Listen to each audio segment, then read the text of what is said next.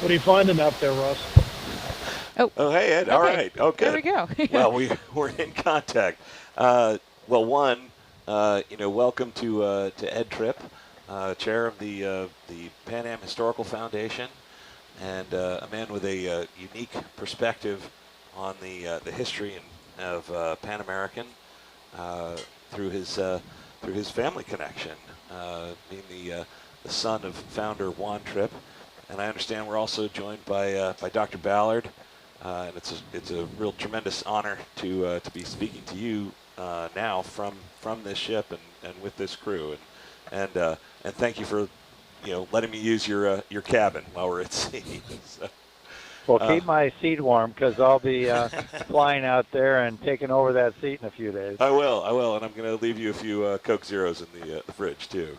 So, um, but yeah, so we are on. Well, it's day 3 on board Nautilus for us, and we've been in a fairly constant operation since leaving Pongo Pongo, and we're on the site of what was reported to be the crash position of Samoan Clipper. Um, we've been crisscrossing over it basically east to west, um, marking marking some targets as we go. Mike? What number are we at now? We've got, I think, close to 40 targets. Okay. We've done about 12 lines out of 21, so we're definitely making our way through them, through the area. We've moved to the south, so some of the reports of where they found debris were, of course, to the north and to the east. So we thought that the origin of that might be further to the south and the west. So we started at the location of the reported crash, and so we've been moving south from there. Right. So yeah, so we've seen. We've seen some interesting things, some things that we would characterize as not a rock. Yeah. Not rock. Not rock. And so we've marked those for potential, further analysis later. But we still want to cover ground and get the overall overview of the area first and see what else turns up. Is there anything else out there that you might come across, or ships or? We're not aware of any other potential wrecks in this area. Certainly, no other aircraft, and we've not seen anything, that indicates a, obvious wreck of a ship or an aircraft so far. So I'm not too concerned that there's anything to confuse with what we're looking for if we come across it.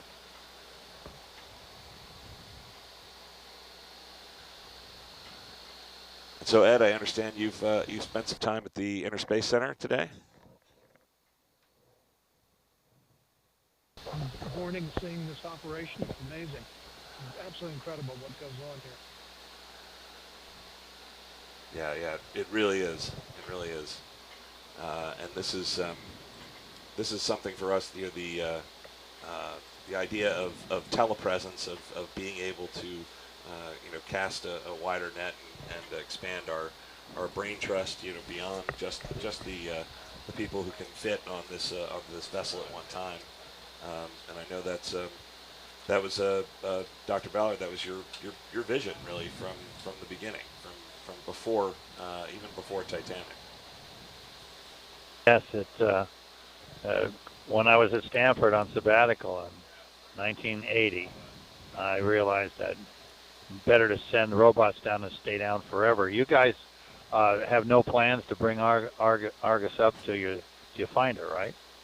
Yeah, right now that's the idea, is to continue until we get a target that we really feel is very, very promising, and with the camera on the downward looking camera on Argus, we're able to kind of ground truth everything as we go, and I think the plan would be, if we have something that we really like, we'll come back and use Argus to verify whether or not it's natural or man-made, and that way we don't really want to go through the process of reintegrating Hercules and the long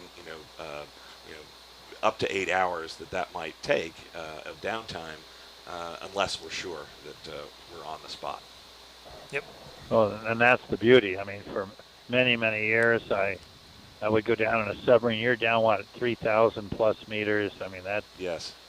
a couple hours to get down there, and then you can come back up. But because humans aren't there, you're just sending your spirit down. You can keep the vehicle in the water indefinitely and give you more, maximum bottom time. So that was the transition from sending you physically down there to just sending you spiritually down there. Right. And now you can literally stay in the game until you can actually get visual verification, and then, like you say, get fancy with Hercules. Yep. Absolutely. And I wonder if, while we have this opportunity, I'd love to hear, Ed, I'd love to hear your feelings and your perspective on the search for Samoan Clipper, and why all of this matters, and what people who are listening in should take away from it. Well, for the Pan Am community, this is really an amazing experience opportunity. The Samoan Clipper went down in 1938. It was really the first significant crash of a Pan Am airplane, and that in itself is amazing. The company was founded in 1927 and had its sort of teething survey, flights in the Caribbean, opened up passenger travel in the Caribbean, Latin America, and then crossed the Pacific in 1934, 35.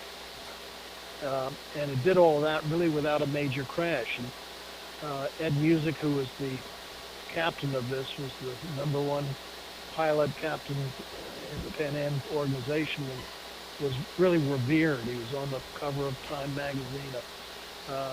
10 years after Lindbergh, he'd almost really taken over as the icon of the aviation industry. And for him to be lost captured the whole imagination of the country.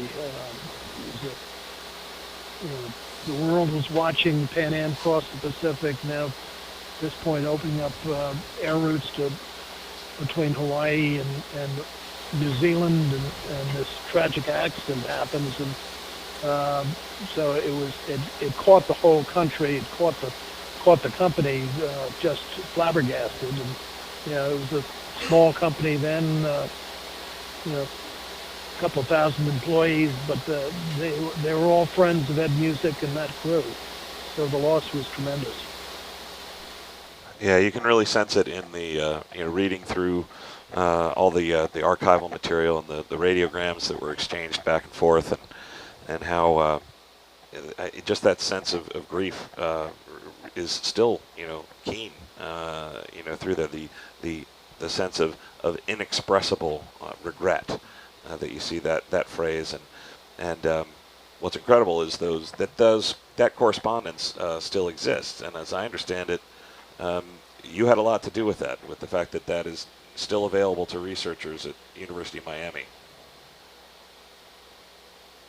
When Pan Am went under 20 odd years ago now, it's all of the archives of the company, which were voluminous. They filled 5,000 file boxes, which were culled down to a couple of hundred. But all those archives with incredible letters and flight logs from the China Clipper, from the Samoan Clipper. We have literally flight logs that were recorded of where the plane had been, what the fuel capacity was, everything, information about every flight that it took.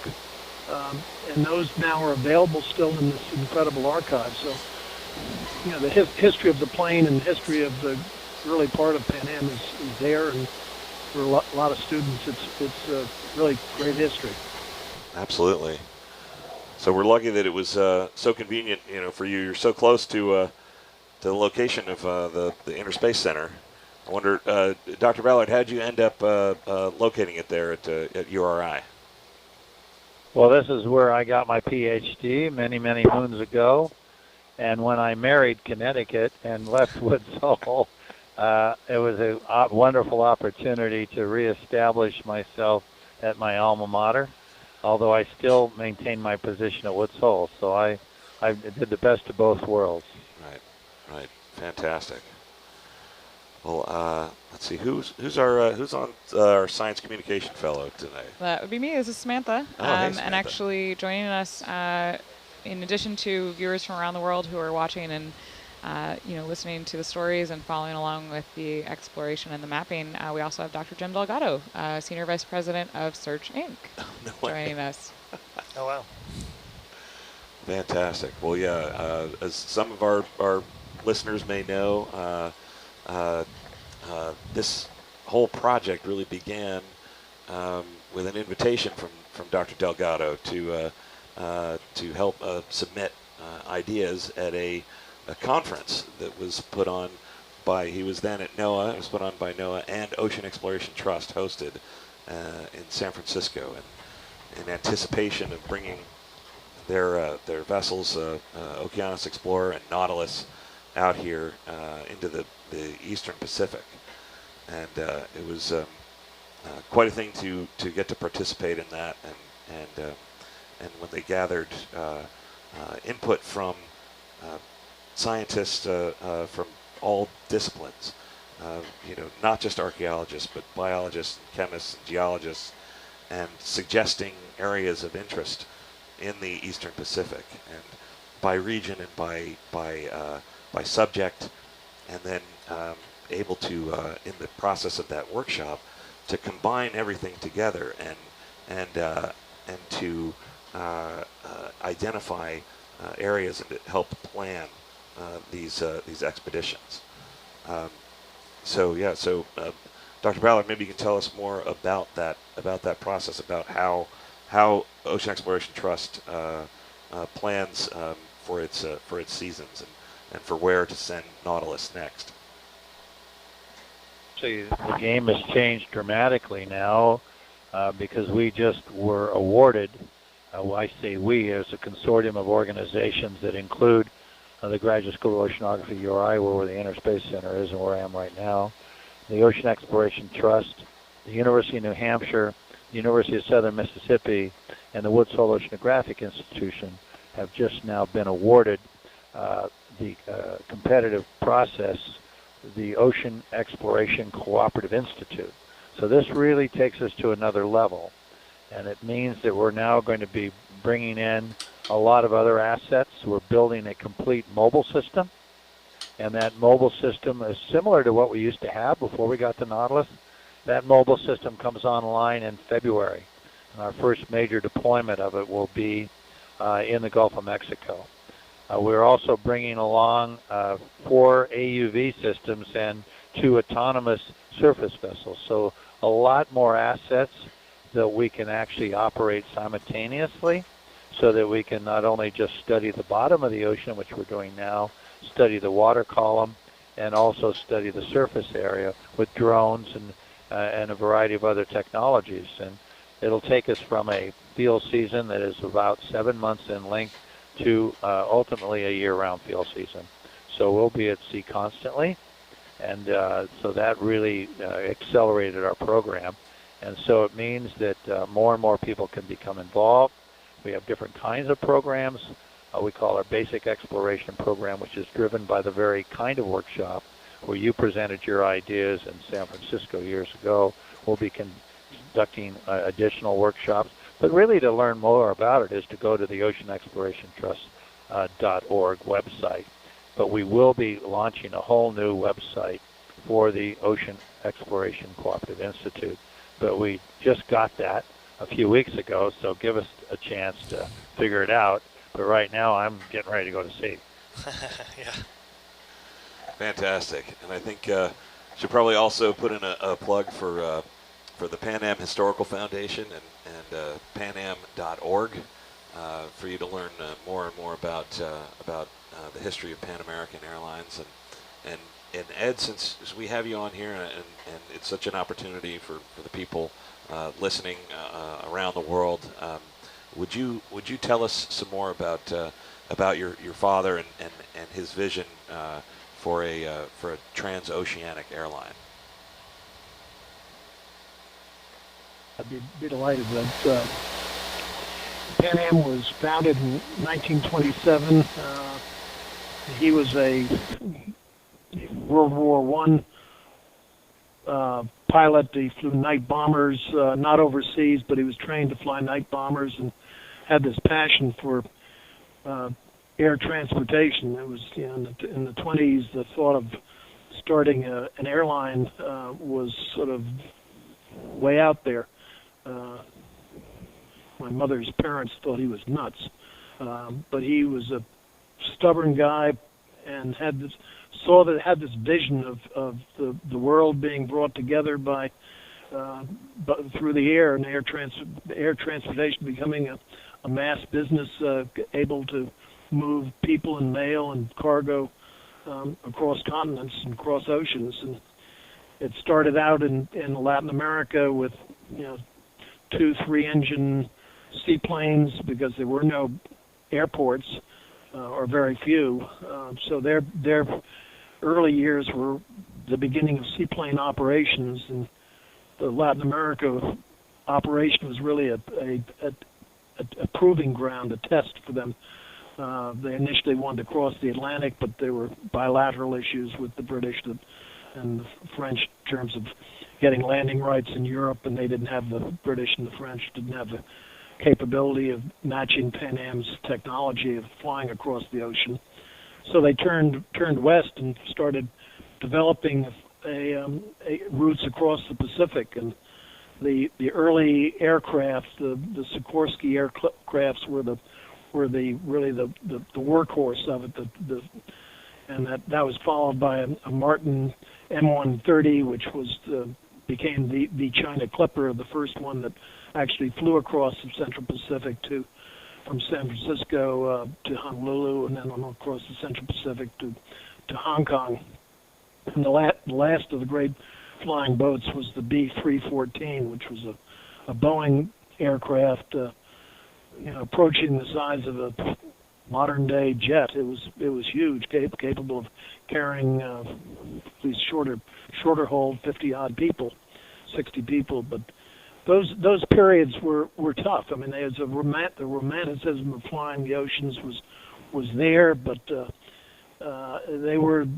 it wasn't all that easy. You think of these planes flew, they had no pressurization, so they were all under 20,000 feet max, and they were faced with weather and difficult flying conditions. The avionics of navigation were just in the infancy. So, in the early 30s, planes would get lost in the Caribbean. They'd find their way back, but one was lost early on in that development, and they realized they weren't going to go any farther unless they solved the problem of navigation, and they mastered that, and certainly mastered it, and they're proving they could cross the Pacific.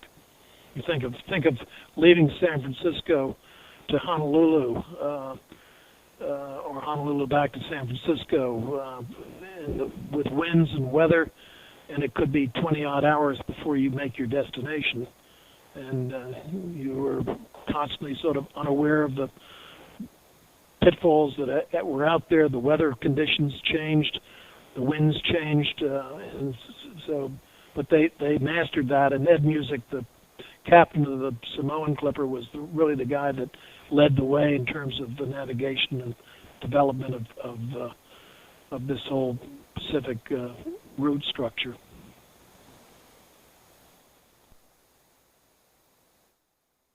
Sorry, I was muted. I was going to ask you about that, about how Ed Musick came to be at Pan American and what role he played with the company. Ed Musick was one of he may have been the first, or certainly became the most prominent Pan Am captain. I think he joined in 27, 28, and was the guy, along with Lindbergh. Lindbergh was a technical advisor to the company, but the two of them were in the forefront of developing routes all through Latin America, South America. Lindbergh on his own doing survey flights across the Pacific and the Atlantic with his wife. Those were sort of famous flights in themselves. Musick was the guy that charted the flights in the existing Pan Am aircraft. And he was a meticulous individual, just thorough and never did everything by the book. Oh yeah, and I wonder if we could ask: do you recall your father ever speaking about Ed? He talked about him, but in the same sort of reverence that he talked about Lindbergh, who was a friend and was often at the dinner table, and they would talk about him in terms of the early flights. And I don't really recall him speaking about him as an individual or his family, but I do know that when that plane went down and was lost, it stunned the Pan Am family, and it was I guess dusk in Pango at the time it went down, so that was early morning, I guess, back in New York. And when the news came in, if I had the timelines right, news came in, the company was stunned. It was like a small family. So, but, absolutely. So, Samantha, I wonder, with all those people listening in around the world, have any of them written in with any questions for us? Absolutely. We do have a few questions coming in.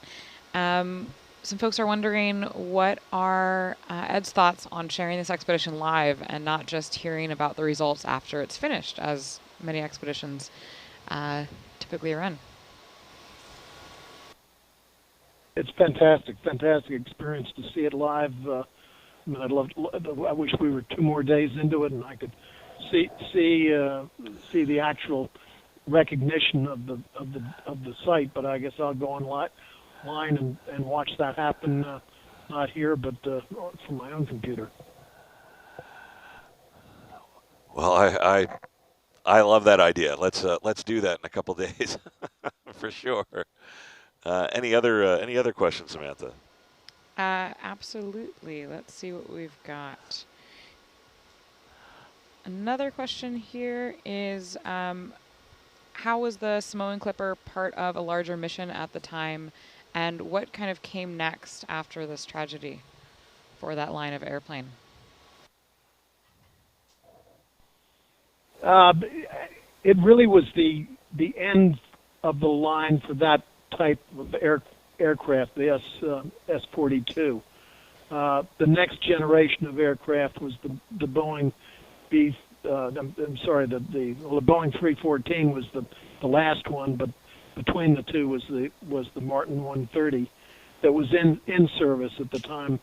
The S-42 had been used as a workhorse in terms of surveying flights, and this flight was part of a survey of developing the air route to Auckland, mail initially, and then passengers. But as you got into the war years, those Clippers were the one aircraft in the U.S. air arsenal that was able to fly really long distances. And the B-314 would fly, it could fly 23, 24 hours. So it was important to the war effort in terms of a cargo. It flew Roosevelt to the Casablanca conference. It was a workhorse in terms of the transatlantic and less so the Pacific, because they didn't control the Pacific. But at the time the Samoan Clipper went down, it was part of a group of aircraft that did survey flights, and the most important was the survey flight between Hawaii and New Zealand. Yeah, as I'm listening to this, I'm just marveling at how incredible it is to be able to field these questions from people around the world, and then have them answered, by experts, on the other side of the globe, and the opportunity to share that and to educate people about different subjects and about the process of exploration is really remarkable, and that I know I've heard, Dr. Ballard, I've heard you speak really passionately about the education opportunities that are provided by this, and I'd love for people to hear you talk about that some more right here, right now. No, it all really came when we found the Titanic, and I came back from that expedition, and there were 16,000 letters on my desk, probably one from a young man sitting to your right now, Michael Brennan, because I know that he came to me, and in fact, I'm going to put Mike in the hot seat here, and to have him tell the story of how he met me and came to my house in Connecticut, and then went on to where he is right now. So give him a little background on how participating in live exploration inspired you, Mike, to go down the road that you went down. Yeah, so I was at the right age when the Jason project was early on, and my parents had taken my brothers and I to Woods Hole as a field trip, and we saw the information about the Bismarck discovery as well as some of the early Jason projects, and we participated in the Galapagos expedition, which was Jason 3 in the early 90s at the Maritime Aquarium in Norwalk, Connecticut, and then we were able to meet you. I don't remember exactly what the situation was, but you were there giving a talk, I think, and we were in the audience, and you came right over afterwards, and we had books for you to sign and all that. And then I applied to the Jason project, which was sort of your version of the Corps of Exploration at the time, though on a much smaller scale, and went out with you to Yellowstone as an Argonaut, one of 24 international students for Jason Project 8, I believe, in 1997. And then, talk to you about what it would take to pursue this sort of career, and you gave me advice to go into the hard sciences, geology, as well as in archaeology, and I did that at Bowdoin College. And then again, the timing worked out really well for me, and you started the program in the dual degree in archaeological oceanography at URI. Happened to be starting up the year that I graduated college, and I connected with you, I guess the year before that, and you had me apply. So, and the rest is history, I guess. Then went on and got your dual degree. Came to my Ocean Exploration Trust that came online when the Nautilus came online, and then you have probably found more shipwrecks, ancient shipwrecks in the deep sea than anyone else. And I was just corresponding with Dan Davis, your colleague, and the publications you're working on now from the seminal work we did in the Black Sea and the Aegean. It's really wonderful to see that all happen. So the bottom line is start early. Start early, yeah. You recruit people. My favorite students are ones in middle school. I think they're the coolest students on the earth because they're just forming their passions, and then they can see you and others. Who's that young lady off to your left? Could you introduce her to us, Mike? Yeah, this is Rebecca Whipler. She was an intern 2 or 3 years ago. Yep, 2 years ago. So this is her third time out. And remind me where you're from. I'm from Illinois. Illinois, and what school? I just graduated from the University of Illinois in Urbana-Champaign. So another success story of my an intern daughter. coming back. My daughter Emily Rose just got off. She is now 22, and she started sailing on the Nautilus at 15, which is the youngest age we can take. And she's been to sea ever since, and having her wisdom teeth taken out so she can come back and join me in a few weeks. So it begins very, very early.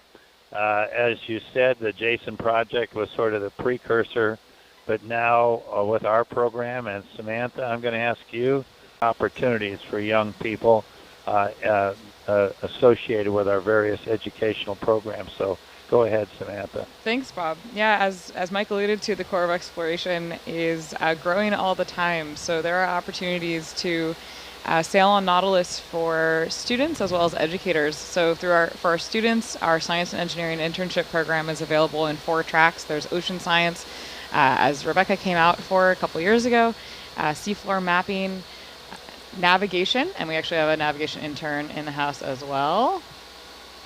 Hello, nav intern. Hello. Can you give just a quick introduction to yourself? Sure. My name is Chris Jakes. I am currently going into my senior year at the Coast Guard Academy, and this is my 4th week and 2nd cruise on Nautilus. Awesome. Welcome. So, navigation interns. We also have an ROV engineering internship program, which I believe Wendy, who's currently in the Argus seat, started as a couple years ago. Yeah, back in like 2015, I want to say it was. I was an intern. And now? And now I am an Argus pilot. Awesome. I've been coming back every year. Fantastic. I said ocean science, seafloor mapping, navigation, ROV, and video engineering with another former intern in the house. Yeah, hi. I'm Stephen Matter. I was a video engineering intern just last year, October and November, and back on as an engineer, part of the team this year on my 4th expedition now. And yeah, I highly recommend the internship programs to anybody who's interested in getting involved with Nautilus or the Ocean Exploration Trust. Thanks. And, yeah. So all of those internship programs are available to undergraduate, graduate students, undergraduate or graduate students, as well as community college students and recent graduates. So more information about that program is available on the Nautilus Live website under the Education tab. And speaking of education, the other program available is for informal and formal educators from K through 12 classrooms, university professors, informal educators at science centers, museums, aquariums around the world, to actually come out and act as science communication fellows on board Nautilus, helping tell the stories of ocean exploration, both here in the control van, which is the seat I'm sitting in right now, as well as connecting with schools and classrooms and science centers around the world through our ship-to-shore broadcasts. So lots of opportunities to come out on Nautilus as a student or an educator, but there are also opportunities for younger explorers to get involved too. There's an expedition patch contest where you can help us design our next season's expedition patch, as well as a lot of fun activities that you can do at home or in classrooms that can be found in our education tab. So we have a whole suite of education resources, both lesson plans as well as informal activities. There's even deep sea bingo that you can download and use to explore with us in real time, as well as, of course, being explorers here and sending in your questions. Thanks, Bob. Yeah, this will be the last time you guys will be sitting in that command center.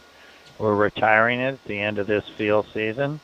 I've been looking at the new one that's coming online. It's 60% larger than the one you're in right now, and it'll also have the educational outreach studios will be built into that, and that will come online. Actually, the first application of that will be with our new mobile system.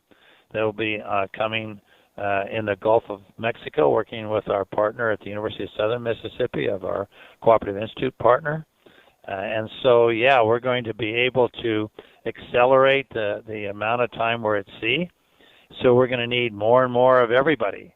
So that's critical how this educational outreach program is such a great recruiting program for our operational team. I want to also let you know that the Ocean Exploration Trust headquarters are directly across the street from the Coast Guard Academy. I hear reveille every morning as you raise the flag. Yeah, it's definitely a good way to wake up with a good cannon blast in the morning. All right, so wrapping up today's special guest visit with Ed Tripp and Dr. Ballard, we've got just one last question, and that's, what are the next steps? What are we doing out here on Nautilus, Mike and Russ, for the next 24 hours, and what are our longer-term plans? Yeah, so we are continuing to work with the side scan sonar, and as many surveyors say, mowing the lawn. We're trying to get as much coverage in on this about a 2 by 2 mile area around the reported crash location of the Samoan Clipper. So we're continuing that probably for the next 24 hours or so, and after that we're going to probably take a step back and review targets, and either think about expanding our search or possibly going back and re-imaging and looking to ID some of these targets after we've had a chance to kind of process everything and take a good look at what we found. And we might be looking at more of a debris field than a intact aircraft, and so we need to carefully look at what we've documented during the survey so far, and then make decisions as to what comes next. And as long as I'd like to ask just one more question each of our guests while we have them. First, you, Dr. Ballard. As we move along here, we're looking through this camera and we're seeing parts of the ocean floor that no one has ever seen before. And I don't know if you've had a chance to look at the camera, but if you can tell us, I know you're a geologist at heart by training, and I wonder if you can tell us more about the type of terrain that we've been seeing. Largely volcanic terrain covered in sediments. It would be nice when you get a chance to drop down. I think a useful thing for you guys to determine would be the currents. What are the currents in this region? Because that's going to determine the strike of your debris field. And at some point, I've done a lot of hunts where I did them all visually. Because you're in fairly deep water, so your debris field should be pretty long. And so the question is, at some point, do you do any visual runs where you're in real close contact? Because to pick up a debris field, you want to be close. The width of your imaging is not as important because a debris field tends to have a lot of objects fairly close to one another. So you want to be able to discern the difference between the rocks, and clearly there's a lot of outcrops here. So you're in an area where you have lots of geology in addition to the sediments. So I would be wanting to know, if I were to do this visually, what is the direction I would be wanting to go, which should be perpendicular to the current. So I would try to go down. You might see ripple marks, you might see different things, or just look at the data we know about the currents in this region to know, if I did a visual search, what's my perpendicular to the currents. Fantastic. Well, that is great advice, and we will follow it. Ed, before we sign off with you and Dr. Ballard, I wonder if there's anything else you would like people listening in to remember and take away about Pan Am and the Samoan Clipper and Ed Muessig. I